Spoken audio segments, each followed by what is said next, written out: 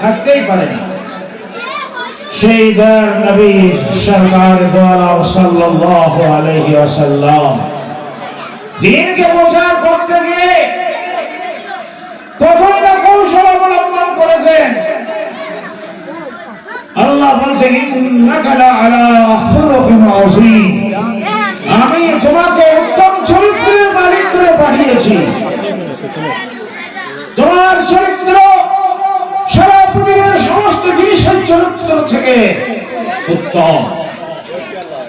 সুতরাং দয়ার নবী সাল্লাল্লাহু আলাইহি ওয়াসাল্লাম যে আখলাক আমাদেরকে শিখিয়ে গেছেন, সেই আখলাক, সেই চরিত্র মেনে আমরা সকলেই চলার চেষ্টা করবো। আল্লাহ পাক আমাদের সকল সিদ্ধান্ত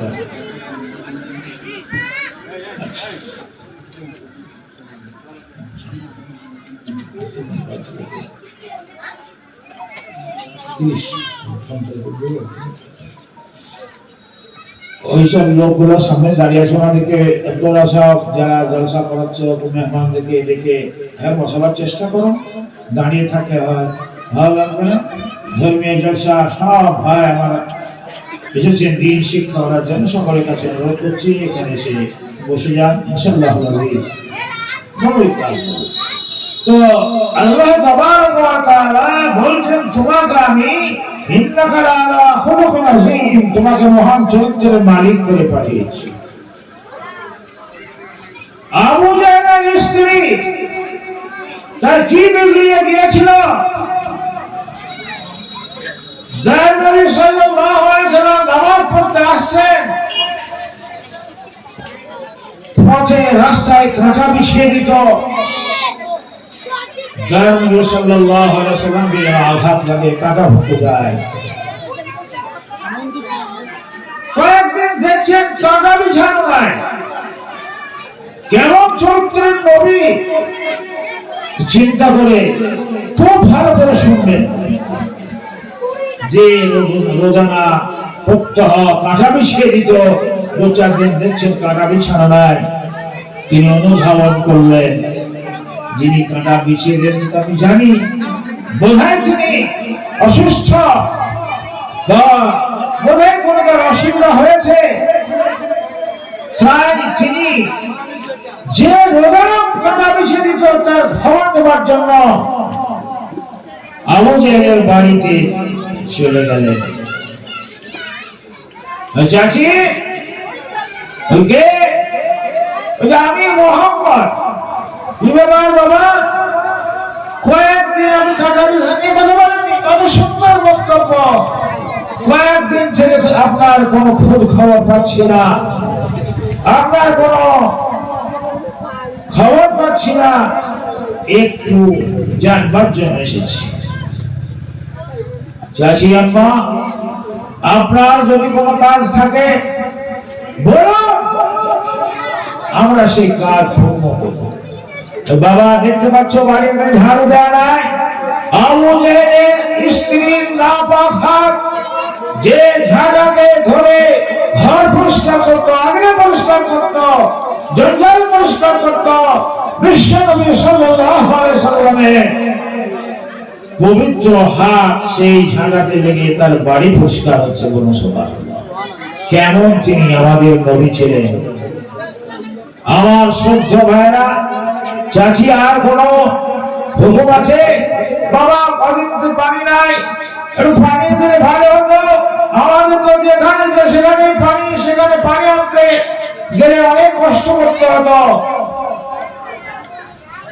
তাই তিনি মশকে করে পানি, যেখানে মিষ্টি পানি পাওয়া যায় সেখান থেকে ঘাড়ে করে চলে এসে মশকে পানি এনে আর বাড়িতে দিলেন। ইনি হলেন আমার নবী, আপনার নবী, বিশ্ব নবী হযরত মুহাম্মদুর রাসূলুল্লাহ সাল্লাল্লাহু আলাইহি ওয়াসাল্লাম।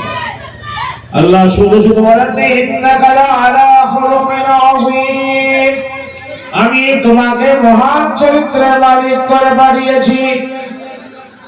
আবার এসেছে ওয়া আরসালনাকা ইল্লা রাহমাতাল লিল আলামিন, তোমাকে আমি বিশ্ব জগতের দয়ার অবতার করে পাঠিয়েছি। তোমার মাথা থেকে পা পর্যন্ত দয়ার পোশাকে ঢাকা, হে নবী, তোমাকে আমি মহান চরিত্রের মালিক করে পাঠিয়েছি আর রাহমাতুল লিল আলামিন সারা বিশ্ব জগতের দয়ার অবতার করে পাঠিয়েছি। সেই গার নবী সাল্লাল্লাহু আলাইহি ওয়াসাল্লামের আমরা উম্মত। আজ মাদ্রাসায় 15, 10, 20 বছর পরে মাওলানা হয়, মুফতি হয়, আর এখন মোবাইল দেখলে এসে মুফতি হয়ে যাচ্ছে। খবরের কাগজ দেখলে সে ফতোয়া বলা শুরু করছে। কিছু ভাই বলছে যে লা ইলাহা ইল্লাল্লাহ মুহাম্মাদুর রাসূলুল্লাহ, কোরআনে হাদিস কোরআনে নাই। চিন্তা করে দেখুন, যদি এই বেদাত হয় আর কি আছে থাকবে? লা ইলাহা ইল্লাল্লাহ, আল্লাহ ছাড়া কোনো উপাস্য নাই। প্রত্যেক মানুষ যদি আমরা এটা বিশ্বাস করি, যেটাকে মুসলমান বলা যায় না। আবার সহ্য হাবিবান মজলিস, যে জিনিস আমরা হযরত ওমর রাদিয়াল্লাহু তাআলার কাছ থেকে শুনেছি আর হযরত ওমর রাদিয়াল্লাহু আল্লাহর নবীর কাছ থেকে শুনেছেন, হযরত ওমর রাদিয়াল্লাহু তাআলা আনহুর মতো বিচারক বর্তমান জমানায় নাই। সেরকম বিচারক যদি কেউ থাকতো, পৃথিবীর মানুষের কষ্ট হতো না। আমার ভাইরা, হযরত ওমর ফারুক রাদিয়াল্লাহু তাআলা শরীফ দোয়া করতে বলছিলাম, কোথায় বলছিলাম ক্ষেত্রে বলে যাও। উম্মে সুলাইম হযরতে নবী করিম সাল্লাল্লাহু আলাইহি ওয়াসাল্লাম, উম্মে সুলাইম সালমা, আবু সালমা, তো ইনি ওমর রাদিয়াল্লাহু তাআলা এমন নেতা ছিলেন, বিশ্ব মুসলিমের খলিফা। খালি ভোট নিয়ে বসে থাকলে বাড়ি বাড়ি সব কার বাড়িতে রান্না হয়েছে হয়নি এসব খবর নেওয়ার জন্য খুঁজে বেড়াতে।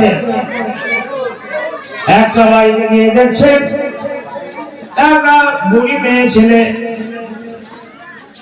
চুলেতে হাঁড়ি চাপিয়েছেন, ফর্স কিছু কাছে নেই, পানি আছে কেবল গরম হচ্ছে। আচ্ছা, তোমার ফারুক রাদিয়াল্লাহু তাআলা সেইখানে ঢুকলেন। কি খবর মা? এই নবী পুরিয়া সাহেব ঘুমাচ্ছে না, খেতে পায়নি কয়েকদিন থেকে, তাই এদেরকে খাওয়ার জন্য ফর্স আমি চুলেতে হাঁড়ি চাপিয়ে দিয়েছি। এই দেখে তারা খাবার রান্না হচ্ছে, বাবায় তারা যদি ঘুমিয়ে পড়ে তো খুব সুন্দর হবে। এই জন্য হযরত ওমর ফারুক রাদিয়াল্লাহু তাআলা আনহু ঝরঝর ঝরঝর করে কাঁদতে লাগলেন। এমন নবীর সাহাবী সারা বিশ্ব ব্রহ্মাণ্ড বিশ্ব মুসলিমের খলিফা ছিলেন হযরত ওমর রাদিয়াল্লাহু তাআলা আনহু। চলে গেলেন কোথায়? মদিনা। ওনার সাথে ওনার খাদিম, আজাদ কর্তা খাদিম, তিনি বললেন আমিও সঙ্গে থাকলাম। হযরত ওমর ফারুক রাদিয়াল্লাহু তাআলা আনহু তিনি আসলেন। আসার পরে বাইতুল মাল, যেখানে গোদাম ঘর, গরিব মিসকিনদের খাদ্য ইত্যাদি জমা থাকে, সেইখানে ঢুকলেন। ঢোকার পরে যা দরকার নিলেন, খাবারের যত জিনিসের প্রয়োজন সব নিয়ে ওনার খাদিমকে বললেন আমার ঘরে একটু চাপিয়ে দিন, আমার সহ্য হয় না। উনি বললেন এর হিসাব তোমাকে দিতে হবে না, এর হিসাব আমাকে দিতে হবে। কেমন খাদিম আর কেমন ওমর রাদিয়াল্লাহু তাআলা খলিফা ছিলেন। ওনার ঘাড়ে বলে আমার ঘাড়ে চাপিয়ে দাও, তোমাকে চাপাতে তোমাকে নিয়ে যেতে হবে না। আল্লাহ তাবারাক ওয়া তাআলা আমার শাসন আমলে অনেক মানুষ খেতে পায় না, এই হিসাব আমাকে দিতে হবে, তোমাকে হিসাব দিতে হবে না। তাই হযরত ওমর ফারুক রাদিয়াল্লাহু তাআলা ঘাড়ে করে সেই সব জিনিসগুলো নিয়ে চলে গেলেন সেই বুড়ি মেয়ের বাড়িতে। ওখানে যে রান্না করছেন, নিজে রান্না করলেন। আর ওর খাদিম বলছে আমি খুব কাটাচ্ছিলাম, ওনার দাড়িগুলো ছিল, ওনার দাড়ির ফাঁক দিয়ে ধোঁয়া বের হচ্ছে। আমার শ্রদ্ধেয় ভাইরা, তারপর রান্না টান্না করে সব ছেলে পেলেকে খাওয়ালেন, বলুন সুবহানাল্লাহ। এইরকম নবীর এইরকম সাহাবা তারা এত দিনদার ছিলেন, এত দেশ পরিচালনা করতেন সূক্ষ্মভাবে, ন্যায় নিষ্ঠার সঙ্গে দেশ পরিচালনা করেছেন। সেই হযরত ওমর রাদিয়াল্লাহু তাআলা আনহু আরেকটা ঘটনা বলি। উনি একটি কাজে বিচার করে লিপ্ত আছেন। হঠাৎ করে দুজন তারা একজনে এর কলারে ধরে হযরত ওমর রাদিয়াল্লাহু তাআলা আনহুর কাছে এসে দাঁড়িয়ে পড়লেন। উনি যেহেতু বিচার করছিলেন, তিনি জিজ্ঞাসা করলেন না, আর এনারাও তাকে কিছু বললেন না। যে কাজটি বিচার হচ্ছিল সেই কাজটি শেষ হয়ে গেল। তারপরে বলতে লাগলেন, হে ভাইরা, তোমরা এখানে কিসের জন্য এসেছো? তারা বলতে লাগলেন, দুইজন যুবক বলতে লাগলেন, এই লোকটি আমার পিতাকে হত্যা করেছে, তাই আপনার কাছে সুবিচার পাওয়ার জন্য এনেছি। আপনি সুবিচার করুন। হযরত ওমর ফারুক রাদিয়াল্লাহু তাআলা আনহু জিজ্ঞাসা করলেন, সত্যি কি তুমি এই দুজনের বাপকে হত্যা করেছো? জি হ্যাঁ, আমি হত্যা করেছি। কি কারণে হত্যা করেছো? আমার মেয়া ছাগল ঘোড়া সব ছিল, যেখানে শস্য শ্যামল এলাকা, ঘাস পাত বের হয়, সেইখানে মানুষ ছাগল গরু চড়ায়। এর বাপের একটা বাগান আছে, বাগানের চতুষ্পার্শ্বে পানি, সেখানে গাছপালা জন্মেছে, ঘাস পাত জন্মেছে, তাই আমি সেখানে ছাগল চড়াচ্ছিলাম, ছাগল গরু চড়াচ্ছিলাম।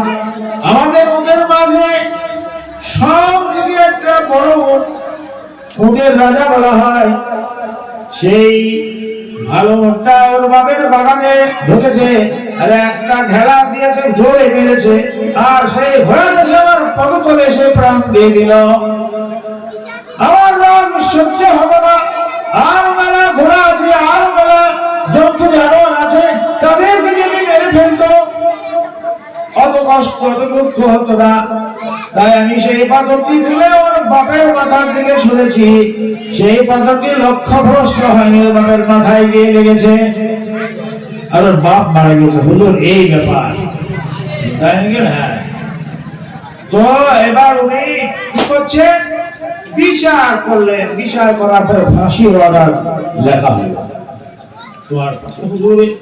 এটা আমি জানি আমার ফাঁসি হবে, ফাঁসি আমি মেনে নিলাম। একটা কথা, আমার একটা ছোট ভাই, তার নাবালক ছেলে আছে, কিছু টাকা করিয়ে নিয়ে গেছে। আমি এমন জায়গায় রেখেছি, আমি ছাড়া কেউ জানে না। আমার ভাই বলে গেছেন, বাচ্চা বালের হবে, তাকে দিয়ে দিবে। তো এই কাজটি আমার বাকি আছে। আর এমনি দেশের নিয়মেও ফাঁসি হওয়ার আগে জিজ্ঞাসাবাদ করে, তোমার কিছু কাউকে দেখতে শখ হচ্ছে, তোমার কিছু আকাঙ্ক্ষা থাকে তো বলো। তাই বললেন, এক কাজ করো, তার কাছে ছাড়বো, কিন্তু একটা তোমাকে জামিন লাগবে। জামিনদার না হলে আমি ছাড়তে পারি না। মেলা লোক আছে, হযরত ওমর ফারুক রাদিয়াল্লাহু তাআলা আনহুর দরবারে বিচার হচ্ছে। জিজ্ঞাসা করলেন, একটা জামিন লাগবে, তুমি একটা জামিন খুঁজো। কেউ রাজি হয় না। শেষ পর্যন্ত হযরত আবু যর গিফারী রাদিয়াল্লাহু তাআলা একটা মুরব্বী সাহাবী, তিনি রাজি হয়ে গেলেন যে আমি এই জামিনের জামিনদার হচ্ছি। সূর্য ডোবার আগে আগে ফিরে আসতে হবে, সূর্য ডুবে গেলে তোমার পরিবর্তে যে জামিন হচ্ছে তার ফাঁসি হবে। শ্রদ্ধ ভাইরা, সূর্য ডুবো আসে না, পশ্চিম দিকে চলে গেল ধরেন, আর ওদিকে লোক সব তাকায়, আসে না, শেষ পর্যন্ত হযরত আবু যর গিফারী রাদিয়াল্লাহু তাআলা আনহুকে বাবা সাদা করতে লেগেছে, এর ফাঁসি হবে। এমন অবস্থায় ঘোড়ার পিঠে সওয়ার হয়ে দ্রুত গামী হয়ে এসে হাজির হলেন ওমর ফারুক রাদিয়াল্লাহু তাআলা আনহুর দরবারে। বলতে লাগলেন, ইয়া আমিরাল মুমিনিন, আমি যে আমানতটা বুঝিয়ে দিতে চেয়েছিলাম সেরকম কোন আমানতদার লোক পাচ্ছিলাম না, তাই তাকে বুঝাতে বুঝিয়ে দিতে তার জন্য লোক পাচ্ছিলাম না। খুঁজে খুঁজে একটা লোক পেলাম, এই করতে করতে দেরি হয়ে গেছে, হাজার ক্ষমা করবেন, আর আরো আগে আসা উচিত ছিল। এবার আমাকে ফাঁসি দে। তারপর ওনাকে ফাঁসির কাছে ওঠানো হবে। এমন অবস্থায় সেই দুজন যুবক,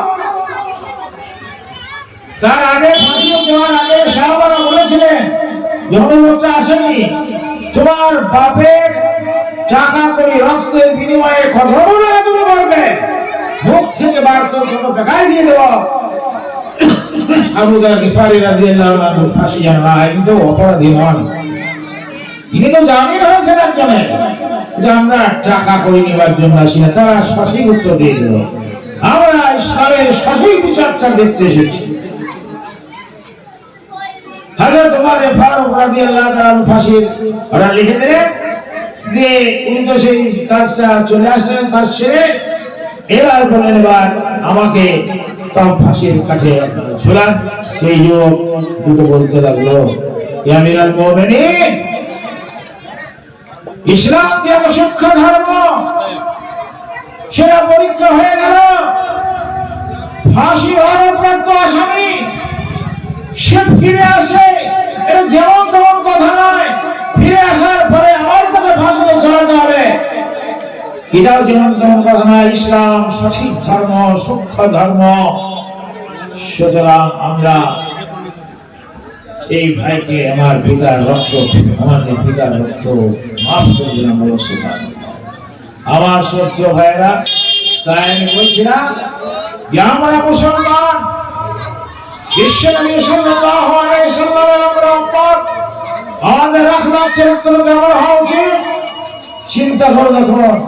আয়াতুল মুনাফিক সালাত, মুনাফিকের চিহ্ন নিদর্শন তিনটি।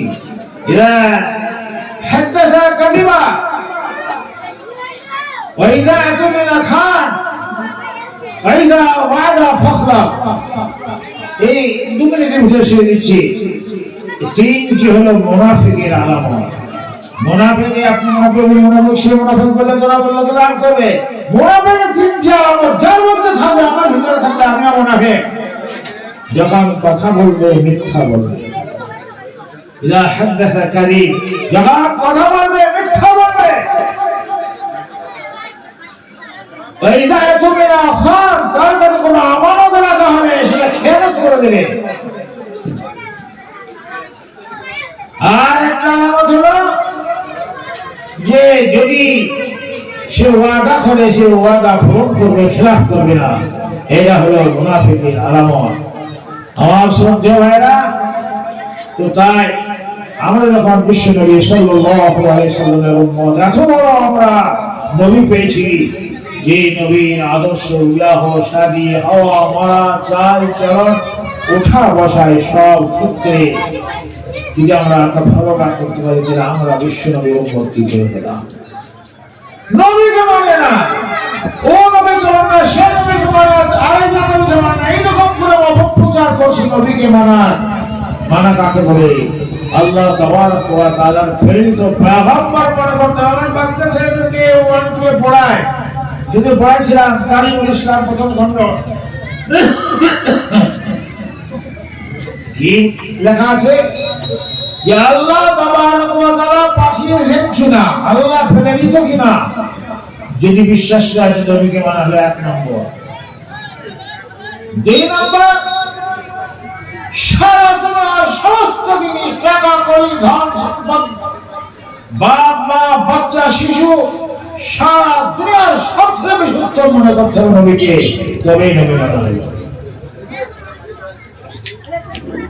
আর যিনি যে হুকুম করেছেন, যিনি যে আদেশ দিয়েছেন, তার অনুসরণ করতে হবে, তবেই নবী মানি বলা সাধ্য। আর যেমন করে দিলাম না, আল্লাহ তাবারক ওয়া তাআলার হুকুম অনুযায়ী রাসূল করিম সাল্লাল্লাহু আলাইহি ওয়াসাল্লাম আল্লাহ পাঠিয়েছেন, এটা আমরা বিশ্বাস করি। নিজে কেউ নবী হতে পারে না, আল্লাহ বলেন তিনি হন। তো যাই হোক ভাই সব, আজ আমরা হযরত মাওলানা মুফতি আব্দুল সালাম সাহেব দিনাজপুরি, ওনার বাড়ি দিনাজপুর, উনি বেলডাঙ্গা জলিয়াতে কাজ করতেন, জলিয়া মাদ্রাসাতে থাকতেন, এই বেলডাঙ্গাতে বাড়ি আছে। উনি এখন আমতলা মাদ্রাসা শেখালাদি সুকান বুখারীতে পড়ান। তাকে আজ আমরা দেশের আগে রেট করেছিলাম, গত শুক্রবার পরীক্ষা ছিল বলে আমরা সেটা করতে পারিনি। যাই হোক, তিনি উপযুক্ত টাইমে আসবেন। হাফেজ সাহেব এখন আমাদের মাদ্রাসার খুব ভালো হাফেজ, ভালো হাফেজ বলতে কি মাদ্রাসা পরিদর্শন করার যোগ্যতা রাখে, মাদ্রাসা চালাবার যোগ্যতা ওনার আছে। আমরা পড়ায় মাত্র কেমন করে মাদ্রাসা পরিচালনা করতে হয়, কেমন করে ছেলেপিলেকে মানুষ করতে হয়, কেমন করে মাদ্রাসা আদায় করতে হয়, কোথা থেকে কেমন করে করতে হয়, সেই যোগ্যতা সম্পন্ন হাফেজ মোহাম্মদ মুজিবুর রহমান সাহেব। বাড়ি হলো হরিশ্চন্দ্রপুর, আমার মাদ্রাসা শিক্ষক, তিনি বোয়ালিয়াতে এখানেই থাকেন।